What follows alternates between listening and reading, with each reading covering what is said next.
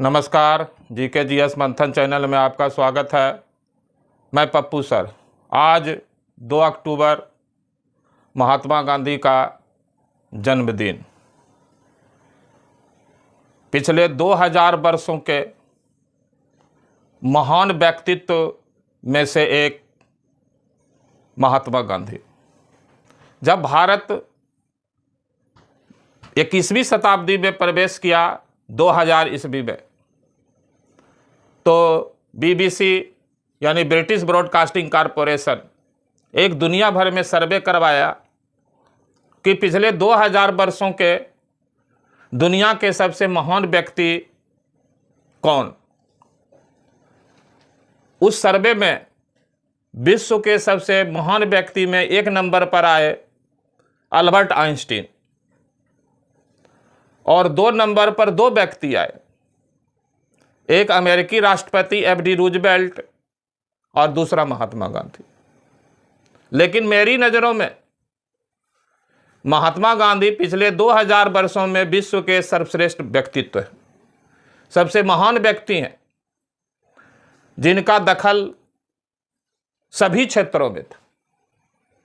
और गांधी जी जितने राजनीतिज्ञ थे उससे ज़्यादा धार्मिक व्यक्ति थे और सभी क्षेत्रों में इनकी दखल अंदाजी थी।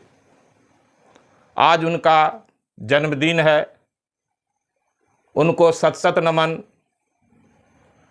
महात्मा गांधी का जो जन्म है वो 2 अक्टूबर 1869 यानी 1869 ईस्वी को पोरबंदर नामक स्थान में हुआ था, जो गुजरात के का आज एक जिला है, राजकोट। उस समय राजकोट रियासत था और राजकोट रियासत के पोरबंदर नामक स्थान में इनका जन्म हुआ। इनकी माता पुतलीबाई थी और पिता करमचंद गांधी थे, जो राजकोट रियासत के दीवान यानी वित्त मंत्री थे। महात्मा गांधी को गांधी की टाइटल या इनके पिता करमचंद गांधी को गांधी की टाइटल गुजरात में एक इत्र व्यवसायियों का बनिया समूह है, व्यापारिक समूह है, जिनको गंधिक कहा जाता है। और इसी गंधिक समुदाय के लोगों का टाइटल होता है गांधी। यानी महात्मा गांधी बनिया समूह से संबंधित थे और गांधी जी का मूल नाम मोहनदास करमचंद गांधी। महात्मा गांधी की पत्नी कस्तूरबा गांधी थी और गांधी जी को 4 पुत्र था, मणिलाल गांधी, हरिलाल गांधी, रामलाल गांधी और देवदास गांधी। लेकिन गांधी जी एक व्यक्ति को अपना 5वां पुत्र मानते थे और जो 5वां पुत्र जिनको मानते थे वो जमनालाल बजाज थे, जो प्रसिद्ध उद्योगपति थे, बजाज समूह के संस्थापक थे।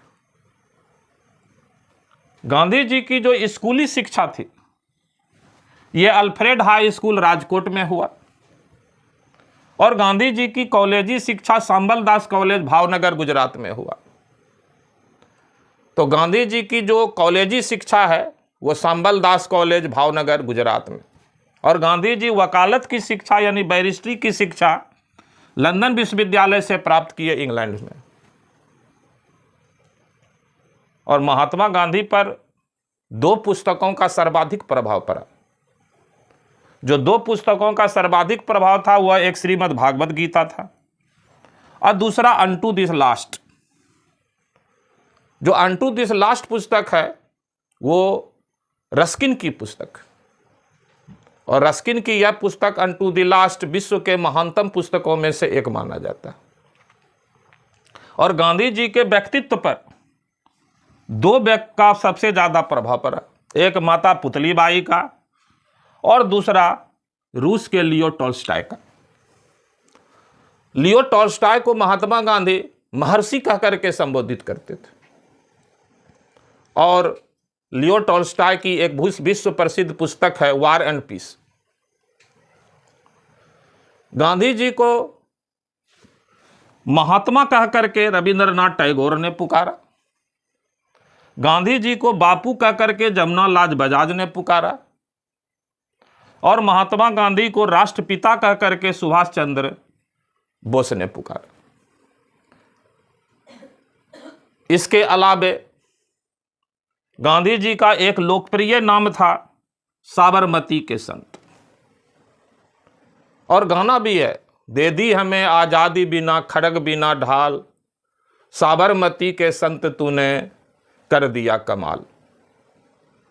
तो ये साबरमती के संत के नाम से भी जाने जाते हैं, क्योंकि इन्होंने साबरमती आश्रम की स्थापना की और इस आश्रम में संत के रूप में अपना जीवन व्यतीत किए, और इसी साबरमती आश्रम से इन्होंने स्वतंत्रता आंदोलन का मुख्य रूप से नेतृत्व किया। और गांधी जी को अर्धनग्न फकीर कह करके विंस्टन चर्चिल संबोधित किए। ये ब्रिटेन के कंजर्वेटिव पार्टी के नेता थे विंस्टन चर्चिल, इन्होंने ही गांधी जी को अर्धनग्न कह करके संबोधित किया। गांधी जी का युवा अवस्था दक्षिण अफ्रीका में बीता, और दक्षिण अफ्रीका में गांधी जी लंबा समय तक रहे, 1893 से 1915 के प्रारंभ तक। तो 1915 के प्रारंभ तक गांधी जी साउथ अफ्रीका में प्रवास किए, और यहां रह करके गांधी जी अफ्रीका के काले लोगों यानी अफ्रीका के जो मूल निवासी थे उनके अधिकारों की रक्षा के लिए संघर्ष किए, नस्ल भेद के खिलाफ संघर्ष किए। और दक्षिण अफ्रीका में गांधी जी 2 आश्रम भी स्थापित किए, एक टॉल्स्टॉय फॉर्म स्थापित किए और दूसरा फिनिक्स फॉर्म स्थापित किए। ये 2 फॉर्म की स्थापना गांधी जी दक्षिण अफ्रीका में प्रवास के दौरान किए। और गांधी जी दक्षिण अफ्रीका से एक अखबार भी निकाले, इंडियन ओपिनियन अखबार। और दक्षिण अफ्रीका में ब्रिटिश सरकार का यानी अंग्रेजों का गोरों का शासन था, और दक्षिण अफ्रीका में ये अंग्रेजी सरकार नस्ल भेद यानी रेसिज्म करते थे, गोरे और काले के बीच भेदभाव करते थे, और गांधी जी के साथ भी दक्षिण अफ्रीका में भेदभाव हो गया। अंग्रेजी सरकार के नियम के अनुसार काले लोग, चाहे वो अफ्रीकी हो या भारतीय हो, वो ट्रेन के फर्स्ट क्लास बोगी में सफ़र नहीं कर सकते थे। और गांधी जी जब फर्स्ट क्लास बोगी में सफ़र कर रहे थे तो उनको ज़बरदस्ती इस आधार पर कि काले लोग फर्स्ट क्लास बोगी में सफ़र नहीं कर सकते हैं, उनको धक्का मार करके दक्षिण अफ्रीका के सेंट मार्टिन्सबर्ग रेलवे स्टेशन पर उतार दिया गया था। ये उनके साथ भेदभाव था। और गांधी जी दक्षिण अफ्रीका में काले लोगों के अधिकार के लिए जो संघर्ष किए उनमें उनको सफलता भी मिली, और इनकी सफलता और इनके संघर्ष का जो कार्यक्रम था सत्याग्रह, सत्य के लिए आग्रह, उससे प्रभावित हुए भारत में गोपाल कृष्ण गोखले।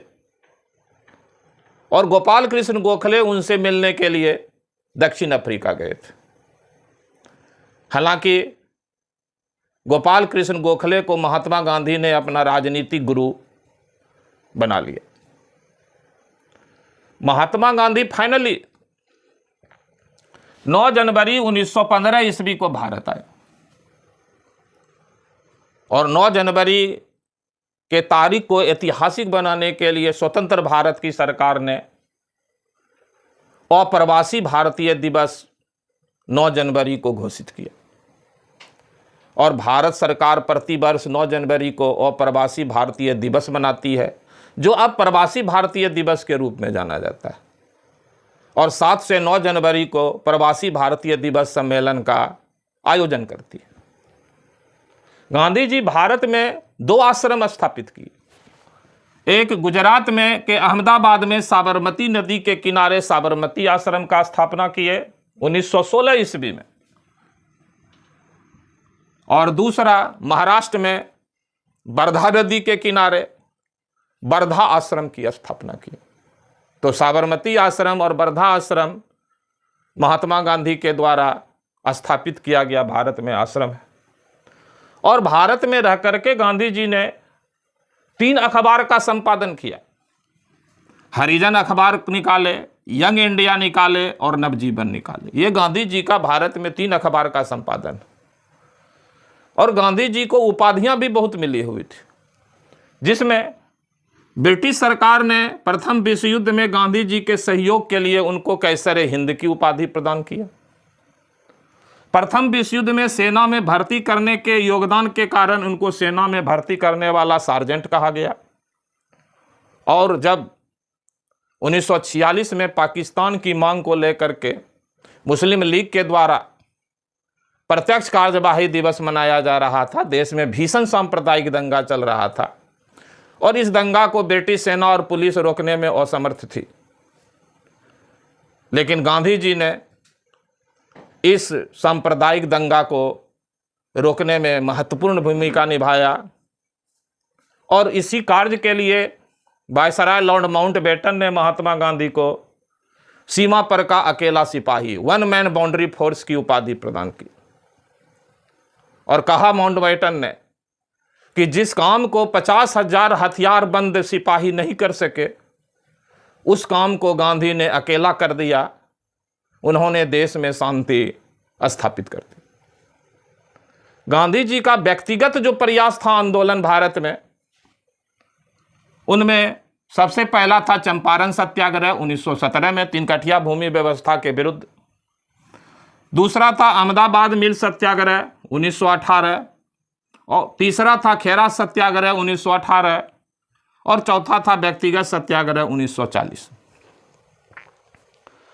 गांधी जी 1924 ईस्वी में कांग्रेस के अध्यक्ष बने। एक ही बार गांधी जी अध्यक्ष बने कांग्रेस के, 1924 बेलगांव अधिवेशन के। और ये कांग्रेस के आंदोलन का नेतृत्व किए। और जो कांग्रेस का आंदोलन का नेतृत्व किए उसमें 1920 का असहयोग आंदोलन का नेतृत्व किए, 1930 का सविनय अवज्ञा आंदोलन का नेतृत्व किए और 1942 के भारत छोड़ो आंदोलन का नेतृत्व किए। और इनके प्रयास से, जिनमें कि कांग्रेस का भी प्रयास था क्योंकि ये कांग्रेस का नेतृत्व कर रहे थे, अन्य स्वतंत्रता सेनानियों का भी योगदान था और इन सभी के योगदान से 15 अगस्त 1947 ईस्वी को ब्रिटिश सरकार से भारत को स्वतंत्रता मिल गई। हालांकि बहुत दुखद बात थी कि भारत का विभाजन करके, भारत का अंग को काट करके भारत को स्वतंत्रता मिली, जिसका गांधी जी काफी विरोध किए थे और कहे थे कि भारत का विभाजन मेरी लाश पर होगा।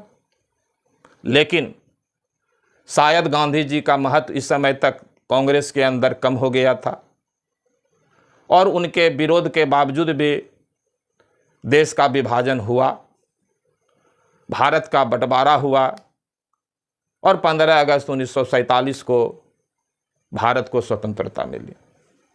लेकिन शायद स्वतंत्र भारत में उनका जीवन बहुत कम दिनों के लिए ऊपर वाले ने लिख दिया था। 30 जनवरी 1948 दिल्ली के बिरला भवन में शाम के करीब 5 बजे जब वो बिरला मंदिर में संध्या आरती के लिए जा रहे थे, तो पहले से ही घात लगाए 3 कट्टरपंथी हिंदुओं ने, जो हिंदू महासभा के सदस्य थे, नाथूराम गोडसे, नारायण आप्टे और मोहनलाल, ने गांधी जी की गोली मार करके हत्या कर दिया। हालांकि गोली नाथूराम गोडसे ने चलाया था, लेकिन हत्या में तीनों संलग्न थे और तीनों के ऊपर में गांधी जी की हत्या का मुकदमा चलाया गया। साथ में बीडी सावरकर को भी आरोपी बनाया गया, लेकिन अदालत ने बीडी सावरकर को सबूत के अभाव में बरी कर दिया और तीनों को सजा सुना दी, जिनमें नाथूराम गोडसे और नारायण आप्टे को फांसी की सजा हुई और मोहनलाल को आजीवन कारावास की सजा हुई। ये बहुत विचित्र बात हो गई कि जो व्यक्ति जीवन भर अहिंसा अहिंसा अहिंसा का ही नारा दिया, अहिंसा का ही पालन किया, वही व्यक्ति हिंसा का शिकार हो गया। यानी अहिंसा का पालन करने वाला ही हिंसा का शिकार हो गया। गांधी जी की मृत्यु पर अल्बर्ट आइंस्टीन उनके परिवार के नाम एक शोक संवेदना चिट्ठी भेजे थे और उस शोक संवेदना में लिखा हुआ था कि आने वाली पीढ़ी शायद ही यह विश्वास करे कि महात्मा गांधी भी साधारण मनुष्य की तरह हार मांस के पुतला थे। यानी महात्मा गांधी साधारण मनुष्य की तरह हार मांस के जरूर बने हुए थे, लेकिन वो साधारण मानव नहीं थे, मानव से कहीं ऊपर महात्मा थे और आने वाले समय में वो महात्मा से भी ऊपर चले जाएंगे, परमात्मा तक, ईश्वर के स्थान को प्राप्त कर लेंगे। इसमें कोई दो राय नहीं है। इस वीडियो में इतना ही। समापन महात्मा गांधी को पुष्पांजलि अर्पित करके उनका नमन करते हैं। जय हिंद, जय भारत, नमस्कार।